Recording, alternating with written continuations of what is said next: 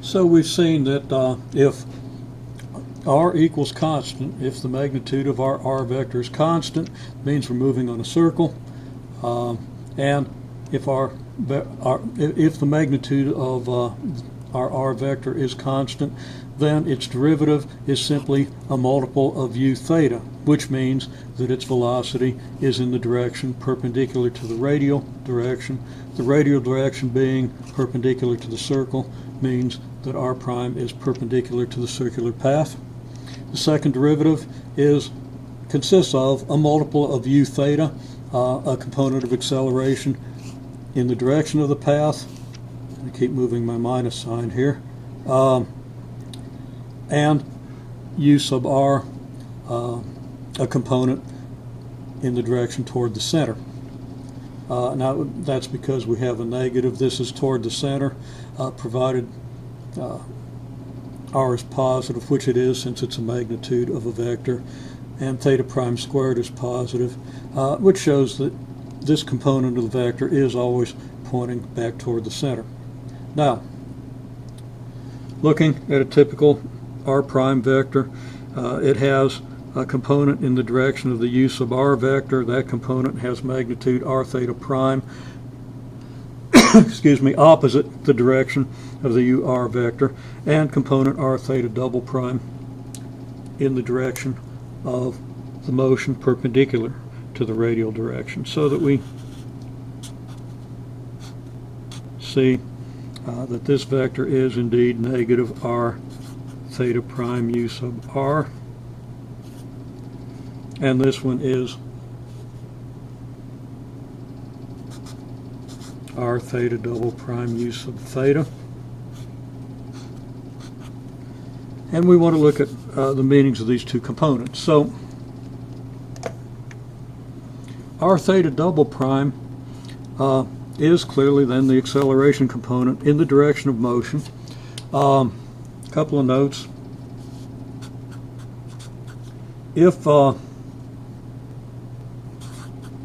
theta prime equals constant, then again, if we interpret this in terms of motion with t representing time, then theta prime, r theta double prime, is the velocity, which is constant. And actually I could have said that this condition holds if and only if this condition holds. These are equivalent conditions. If the velocity is constant, then the particle isn't, if the magnitude of the velocity is constant. I guess I should do this. Okay, so if the magnitude of the velocity is constant, then the object isn't speeding up or slowing down. And that's consistent with the idea that if theta prime is constant, theta double prime is 0, so there's no acceleration parallel to the direction of motion.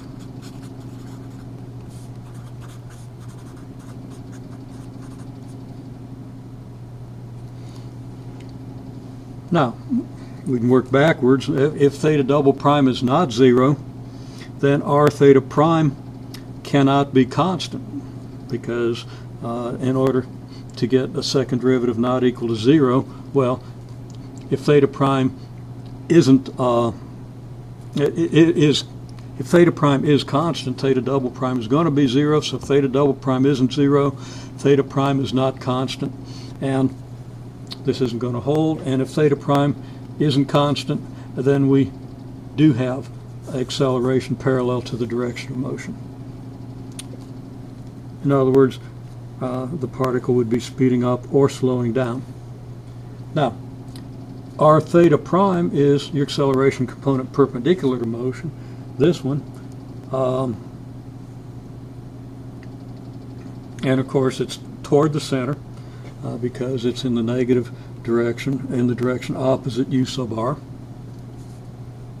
And we can look at this in a couple of ways. Okay, r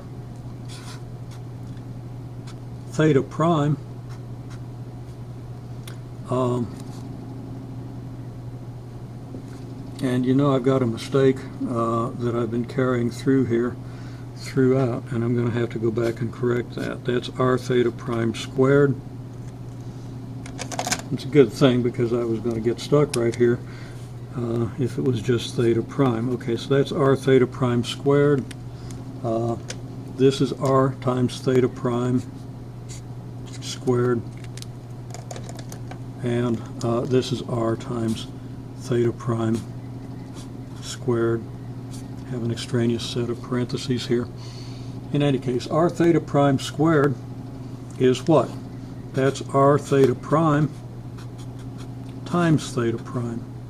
Why do I write it this way? Because r theta prime, in the interpretation where t is time, is just the velocity.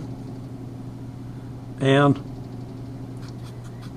of course theta prime is still theta prime, but since r theta prime is the velocity, theta prime is the velocity over r, so that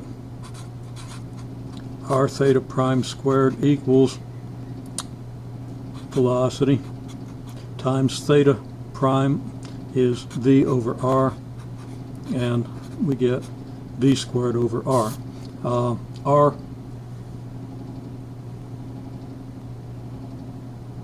Acceleration component r theta prime squared then implies that we have an acceleration component v squared over r, v squared, I wrote v squared over 2, that should be v squared over r, and I'm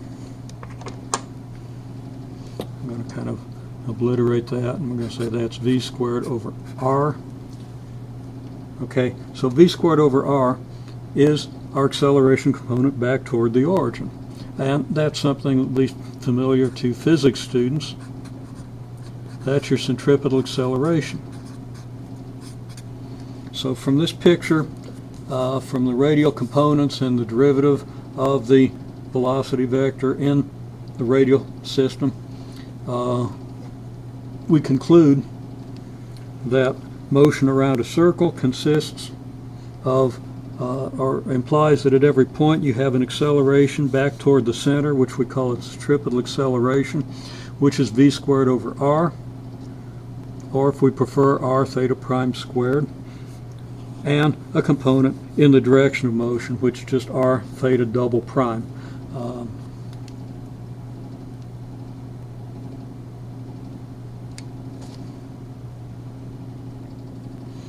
And it follows then that our acceleration vector, which we've seen to be equal to this expression, expresses our centripetal acceleration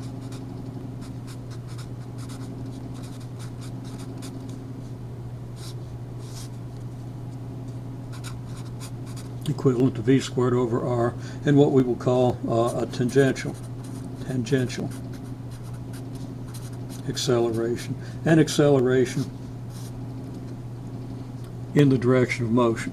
Of course, the acceleration will be in the direction of motion if theta double prime is positive, and opposite the direction of motion if theta double prime is negative.